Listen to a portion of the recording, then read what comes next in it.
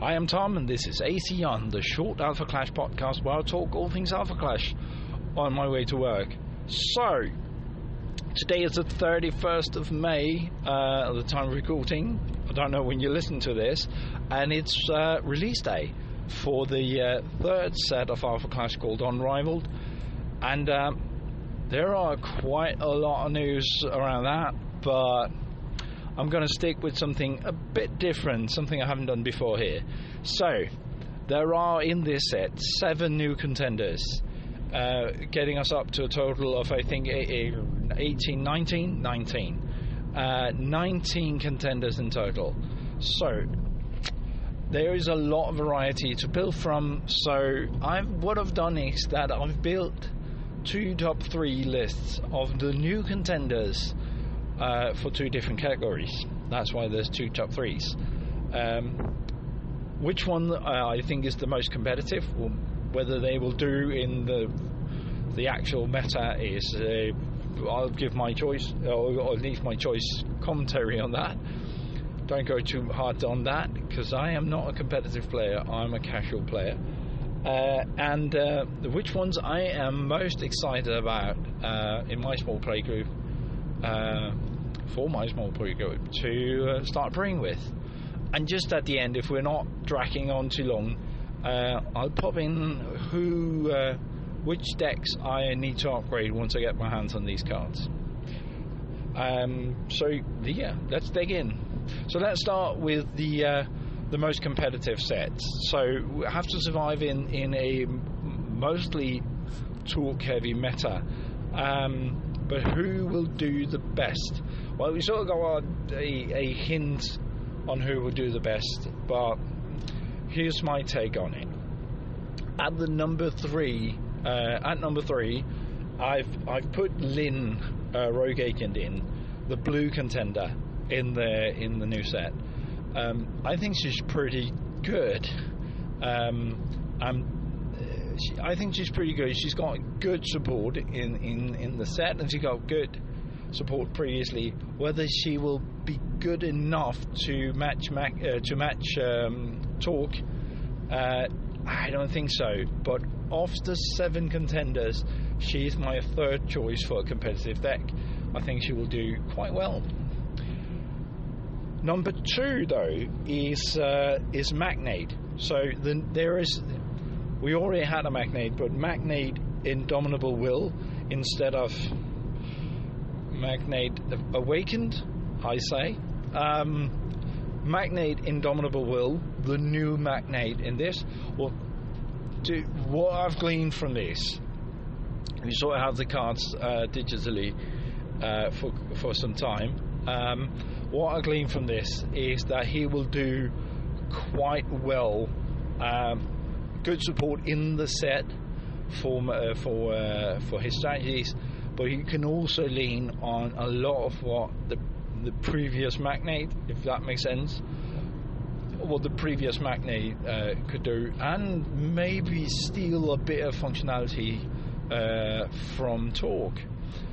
So I think number 2 of the new, the second best competitive contender in the new set will be Magnate. Can he compete with Talk? He might, though. That might be a good choice. The number 1 contender in Unrivaled, I believe that will make a change in the meta in the competitive level is Flare. Flare, Nova Assailant, if I remember correctly. Flare is powerful, I believe. I think she made top. I think she made top 8. She made top 4 in Vegas in the sealed in the sealed competition, and did quite well there. I've been looking through the decks that had already been built with her, and I might be wrong, but it looks like she has a pretty good support from what Talk already were doing, and I think that might be able to steal some of his thunder, if you pardon this sort of pun for her Nova explosions. I think she will do very well. Can she beat Magnate? Well, I do think so. But there's a very tight competition there.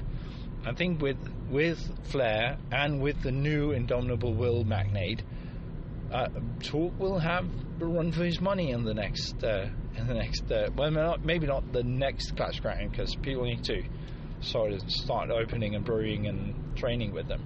But I think they'll give a good shot at challenging Torque for the Supreme Alpha position. That was my top three. Number 3, Lynn at Rogue Agent. Number 2, Magnate Indomitable Will. And number 1, Flair Nova Assailant, with a very tight number 1 and 2 for the competitive side. But top 3, number 2, which ones of these cards, of the new contenders, and only the new ones, am I most excited to start brewing with? Well, number 3 is really hard.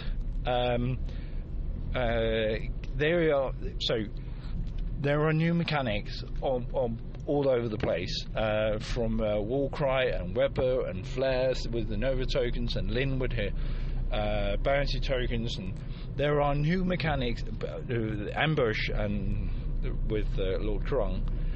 There are new mechanics and new interesting things to brew with. So that will be heavily represented in the top of this.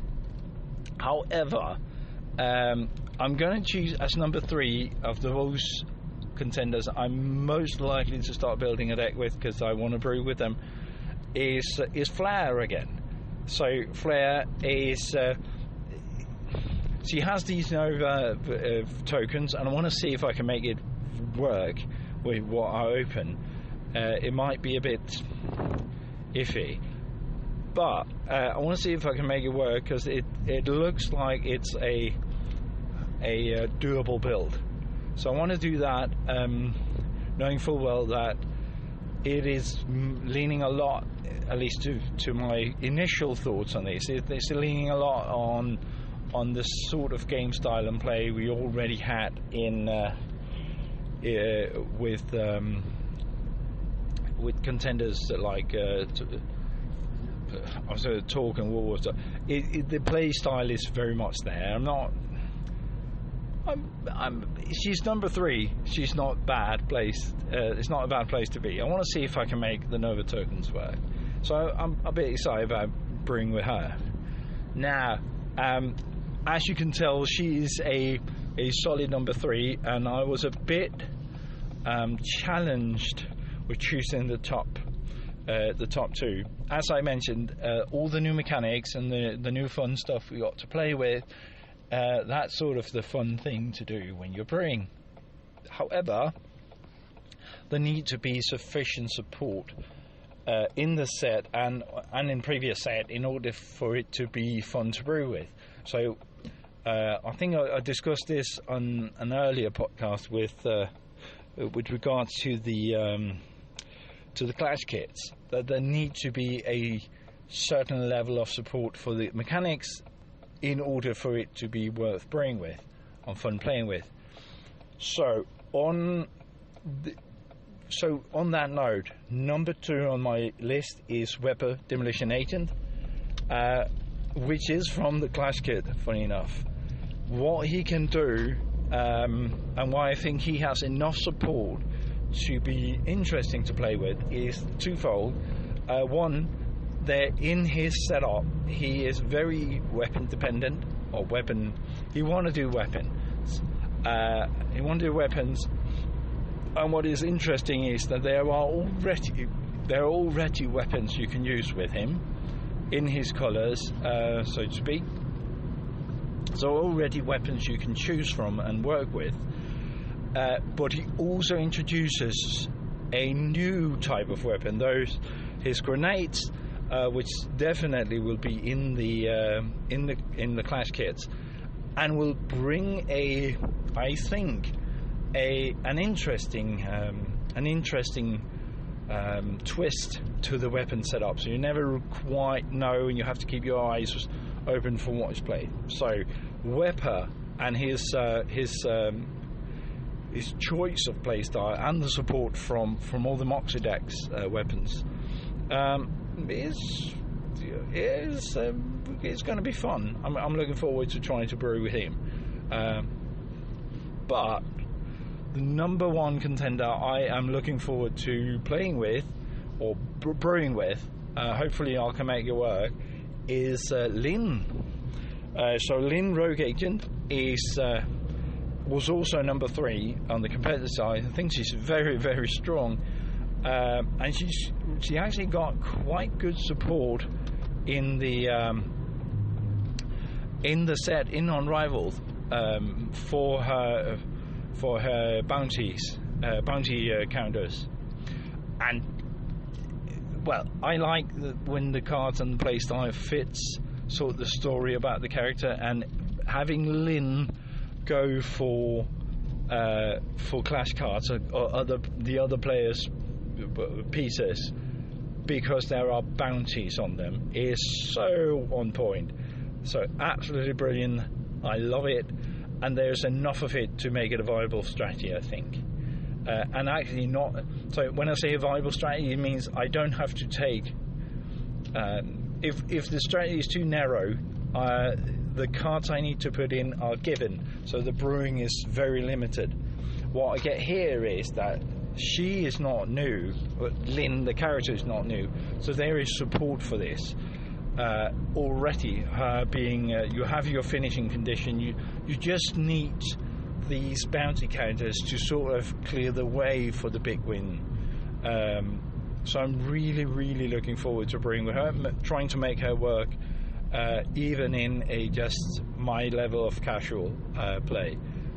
So Lynn is my number 1 contender I am looking forward to brewing with. Now I know that I said that Krung and the Discarder would be on a previous podcast, that would be really interesting, and it will be really interesting, just not as interesting. We had a debate last we played about Chao Ling, who is also quite good. If there were a 4th, he might be it. And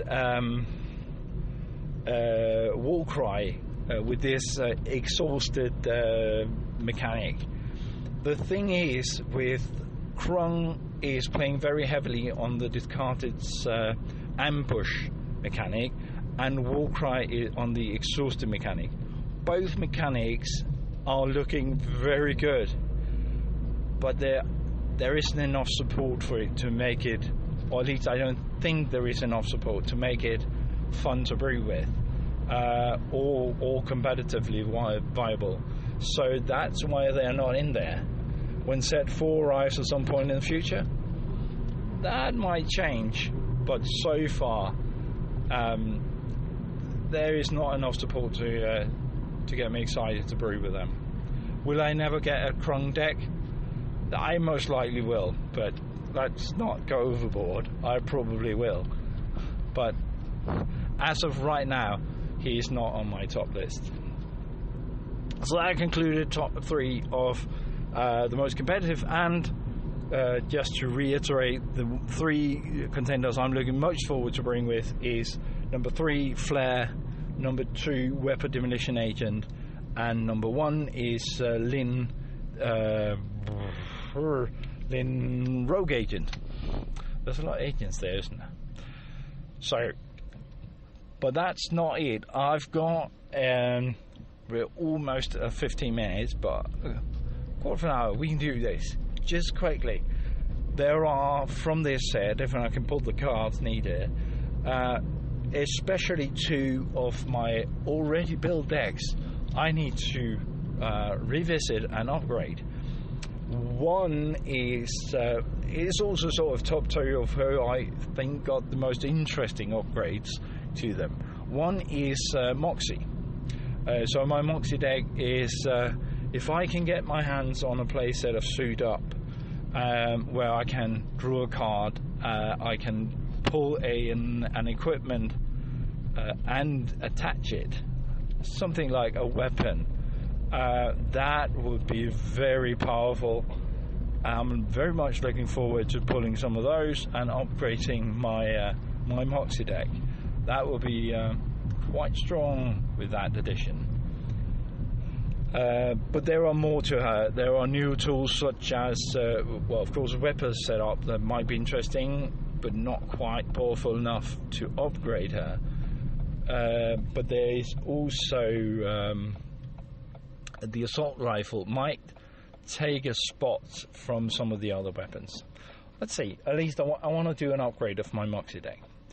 The second contender I want to do an upgrade on is Magnate, the original Magnate, Magnate Awakened. Why is that? Well, in my opinion, Magnate is the one who got most of this set.